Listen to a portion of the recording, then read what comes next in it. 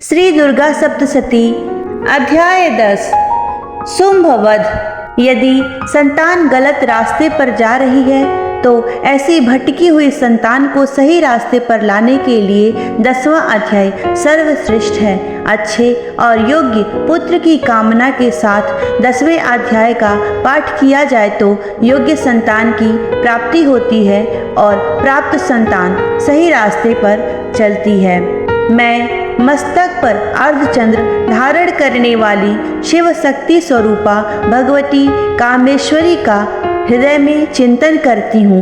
वे तपाए हुए स्वर्ण के समान सुंदर हैं। सूर्य, चंद्रमा और अग्नि ये ही तीन उनके नेत्र हैं तथा वे अपने मनोहर हाथों में धनुष, बाण, अंकुश, पास और शूल धारण करती हैं। महर्षि मेधा ने कहा, हे राजन, अपने प्यारे भाई को मरा हुआ तथा सेना को नष्ट हुई देखकर क्रोध में भरकर दैत्यराज शुंभ कहने लगा, दुष्ट दुर्गे, तू अहंकार से गर्व मत कर, क्योंकि तू दूसरों के बल पर लड़ती रही। देवी ने कहा, हे दुष्ट, देख, मैं तो अकेली हूँ। इस संसार में मेरे सिवा दूसरा कौन है?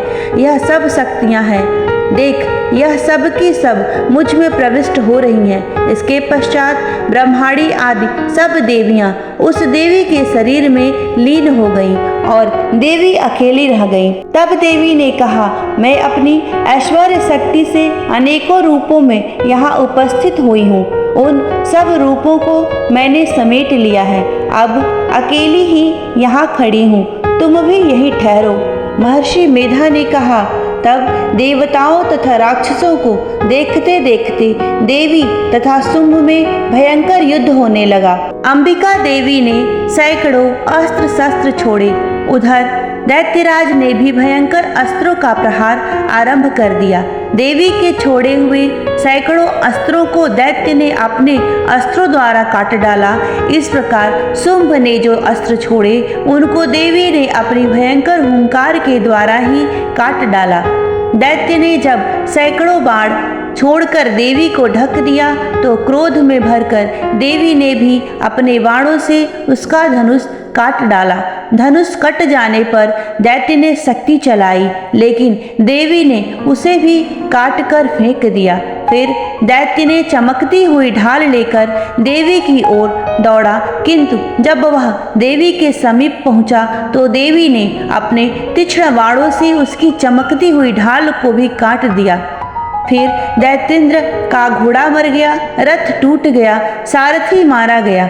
तब वह भयंकर मुग्दर लेकर देवी पर आक्रमण करने के लिए चला, किंतु देवी ने अपने तीक्ष्ण बाणों से उसके मुग्दर को भी काट दिया। इस पर दैत्य ने क्रोध में भरकर देवी की छाती में बड़े जोर से एक मुक्का मारा।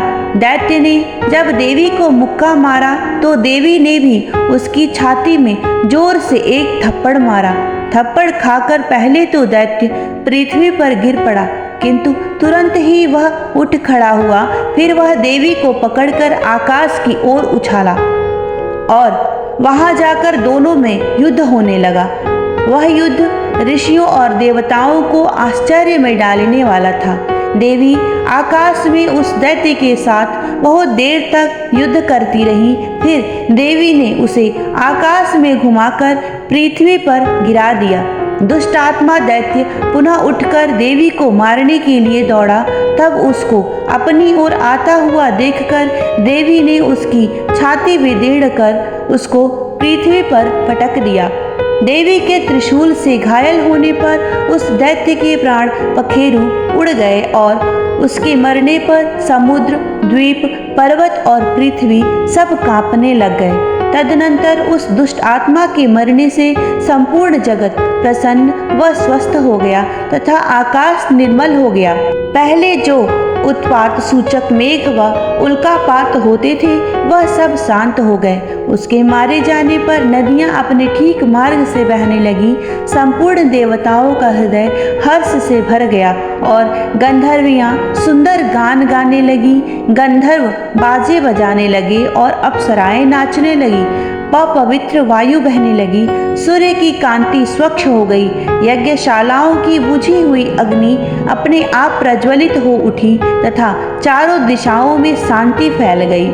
इस प्रकार श्री मार्कंडेय पुराण के सांवर्णिक मनवंतर के अंतर्गत देवी महात्म्य में शुंभवध नामक 10वां अध्याय संपूर्ण हुआ। जय मां अम्बे।